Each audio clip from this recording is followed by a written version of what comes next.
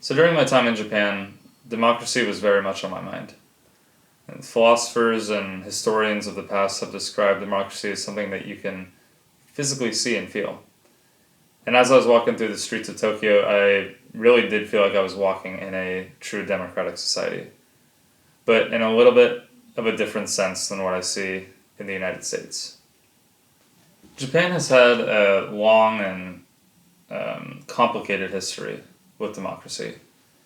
Today, Japan has a thriving free press, really strong institutions, and they have pretty remarkably stable politics despite all of the sort of populist movements that have rocked the United States, India, and some other parts of Europe. But critics will point out that the current ruling party in Japan, the LDP, has enjoyed pretty much unbroken power since the 1950s. But unlike more authoritarian single party systems that you might see in Europe or in China, the LDP has been pretty responsive to the public's wishes. So, in addition to this, I also found myself kind of just observing and drawing similarities to the Japanese government buildings to the American ones. And due to Japan's geographic location, I would have assumed that their government facilities would have been more Eastern themed, like government facilities you would see in China. But it was actually quite the opposite.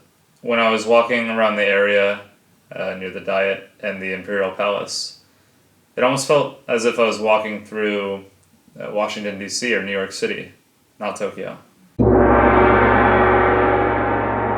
Japan has a democratic process that differs from ours, but is similar to one that you might see in the United Kingdom. And to kind of tie the United Kingdom and Japan closer together, they're both considered constitutional monarchies. So Britain, the United Kingdom, has the king, the queen, and Japan has, of course, the emperor and the empress. But these modern monarchs are nothing more than just symbolic political figures that don't yield any real influential political power anymore. But that wasn't always the case.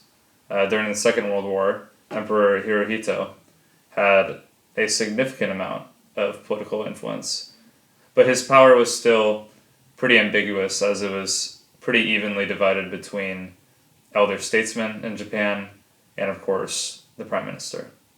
So since the early 1900s, and with universal male suffrage being passed in Japan in 1925, their democratic institutions have gradually expanded since then to become like the United States. But due to the unprecedented rise of nationalism and militarism in the 1930s, and of course that carried into World War II, these democratic institutions were pretty strained, and their democratic expansion was sort of put on pause, per se. So after the Second World War concluded, and during the United States occupation of Japan, which was led by General MacArthur, really significant democratic reforms were made that basically fully transformed Japan into a Western-like democracy. Like when Japan's new constitution was implemented in 1947, it established universal suffrage for both men and women, and also guaranteed civil rights and other things that you might recognize from our country's constitution. So since the passing of the country's constitution, modern constitution in 1947, Japan's democratic institutions have arguably been the most robust in the whole Western world. In my opinion, though, on the contrary, the biggest weakness of Japan's current political system is the basically ridiculous turnover of prime ministers. I mean, 32 prime ministers in 70 years is pretty nuts when you think about it, compared to the United States has had 14 presidents, and the United Kingdom has had 18 prime ministers since 1955. And this constant leadership change can lead to inconsistent policy, both domestic and foreign, as well as having to constantly redo long and vigorous administrative processes such as forming the Prime Minister's cabinet and appointing new ministers, which very much slows down the government process significantly. So like I stated earlier in the introduction, I would have expected the Japanese government and bureau offices to have more of an Eastern theme to them, to just sort of blend in with the traditional Japanese culture. But I was really surprised to see how Western it really looked. As I stated in the introduction, it felt like I was walking in Washington, D.C., not in Tokyo. And I was wondering if this sort of Western aesthetic was because of America's significant influence in Japan following the Second World War, or was it the desire of Japanese urban planners to sort of mimic the United States infrastructure and the aesthetic of their cities? And me personally, I think it would be more of the first point, considering that our cities aren't always the most pleasant thing to look at. So another thing I noticed that is related to Japan's political aesthetic were the campaign ads, like this one. As you can see, this one is very simple, easy to digest, but pretty cookie cutter in a sense if you ask me, but that's not necessarily a bad thing. And it's honestly pretty refreshing considering the very long and exhausting election cycle that we just experienced late last year. And we were constantly bombarded with news, our social media feeds were being blown up, constant donation requests from politicians, podcast appearances, and of course very silly publicity stunts like this one. 250 million people are not garbage.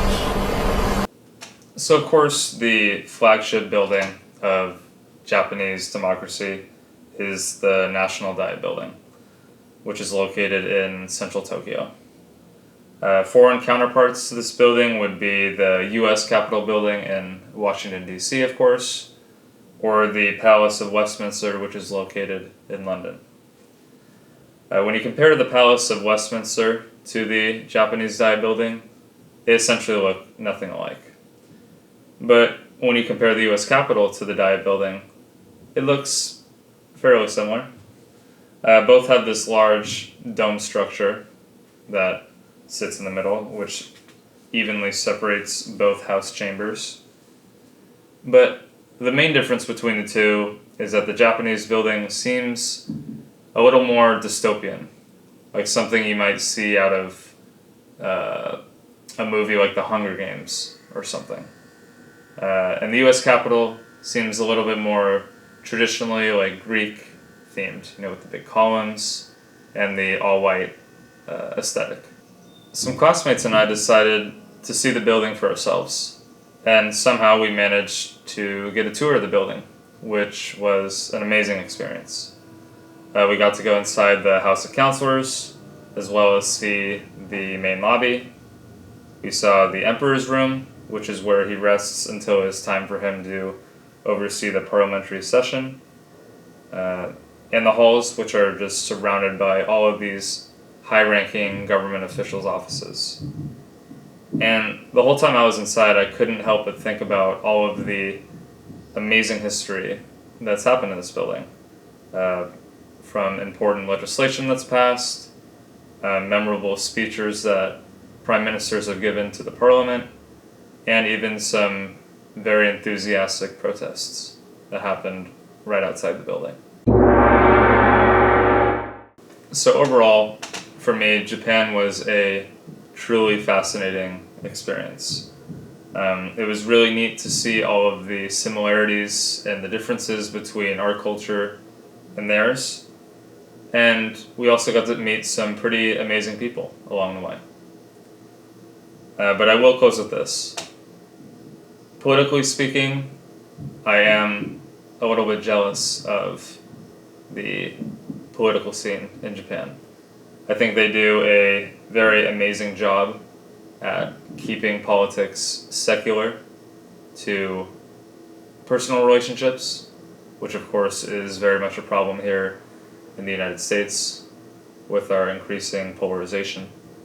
Although Japan has huge headwinds in the future, such as a stagnant economy, very high levels of debt, and of course the infamous birth rates crisis and demographic changes that are soon to come, I do very much admire the sort of professionalism that people in politics keep in Japan, and as well as it not dividing up families and friends based on their political beliefs. Thank you very much.